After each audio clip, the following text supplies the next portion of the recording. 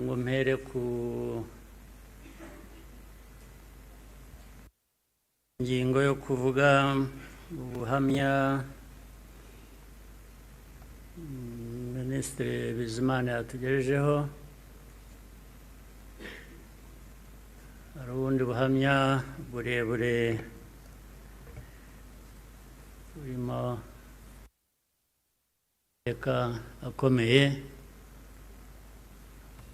Theoneste namaze kutugezaho. Ibyo twumvise byose bifite aho bishingiye kuri abafite uko babihakana cyangwa babihakanya,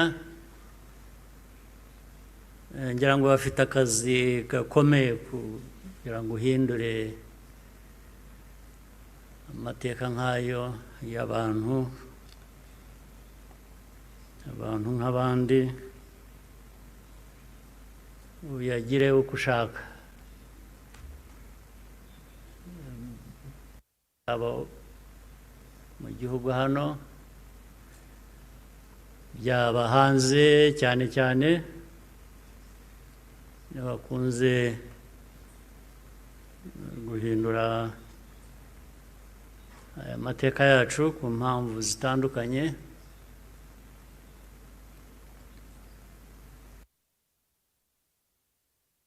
Ibi rero ngira ngo bafite ibyo bazahangana nabyo kugira ngo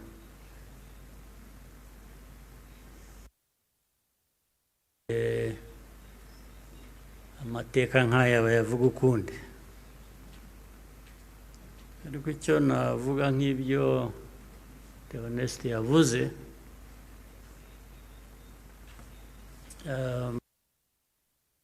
ibihe byo birahinduka, ibihe byarahindutse.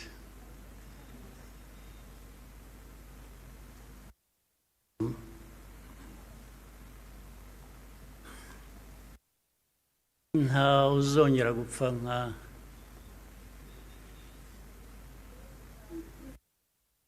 nkuko Theoneste yabivugaga n'abapfuye, cyangwa nawe uko yapfuye. Buriya yarapfuye, kuba ariho ni nko kuzuka, ariko nta wakongera gupfa kuriya. Impamvu kandi mu zindi nyinshi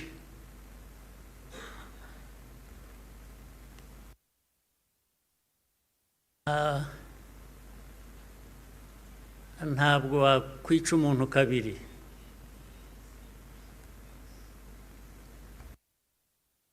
Bigerageje azakwica mbere yo kumwica. Ubwo turaha mutureba bamwe bajya bashinyagura bavugira hanze, igihugu cyose, igihugu cy'u Rwanda ureba ntabwo gishobora gupfa kabiri.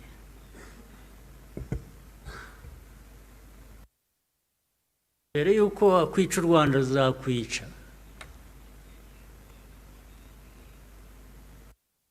Ntabwo wakwica abantu kabiri, ntibibaho. Tureba aha ntabwo twapfa kabiri.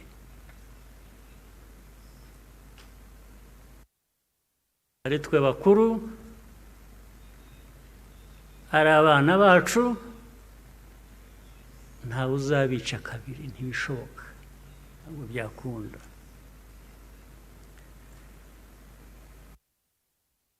Tuzabaho nk'uko abantu bakwiriye kuba babaho, nk'uko abandi abari bose babaho, byanze bikunze, ntawe twabisaba kubaho.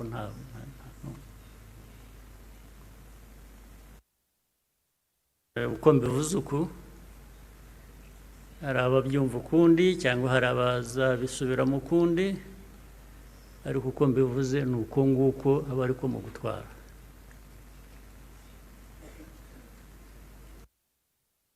ndabasaba rero ngo nkomeze ijambo ryanjye mu